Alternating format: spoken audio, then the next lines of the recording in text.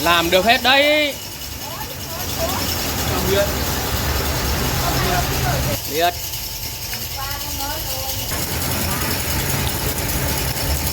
Đồng hồ à?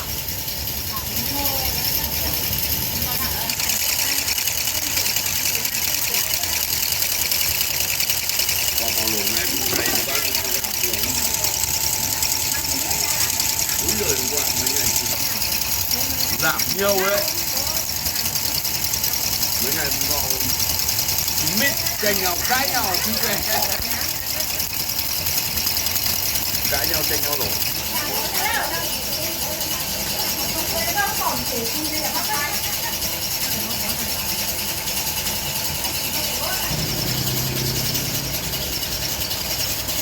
Thằng like để làm TikTok ấy.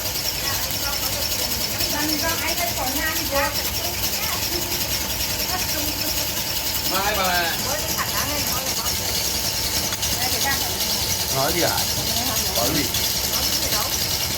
Đang chỉ đấy.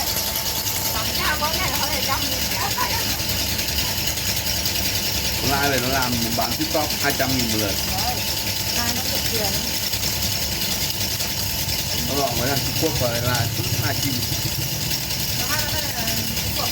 Vào đây à? tiếng gì đó mình nghe đâu.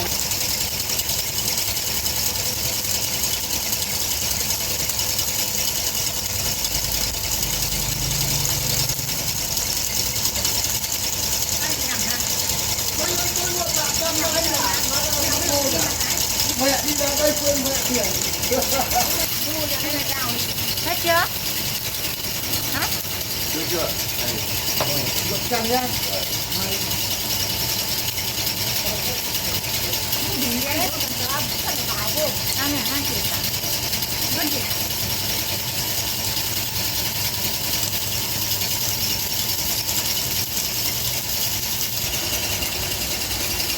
Đây là tầm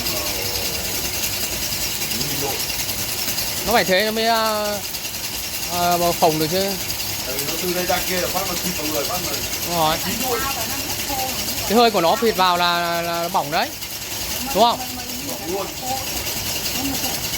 Bỏng như đổ ngô, như đổ xả luôn. Ừ.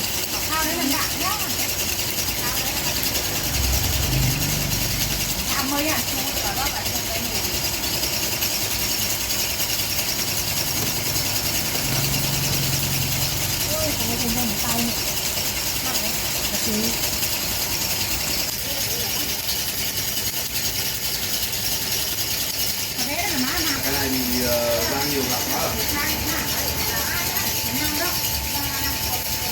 Cái này ra nhiều gạo.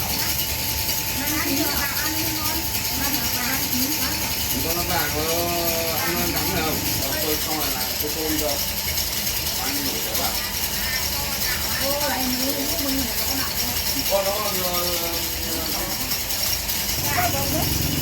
ít đất rồi. Ôi lá cơm đỏ. Lá cơm đỏ mang đi nào. Đẹp rồi. Bây giờ đỗ đen à? Đấy. Này là đủ thứ đấy.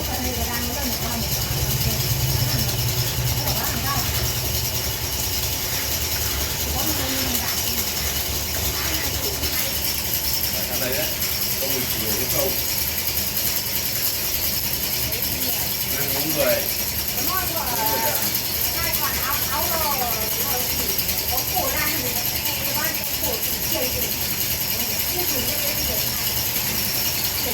Đồng một tranh nhau cắt đấy.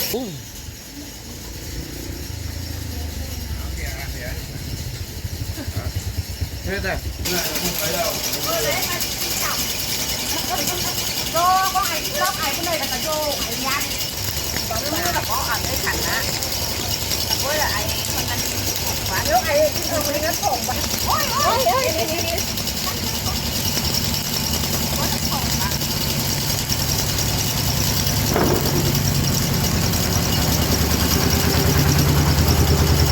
Đây.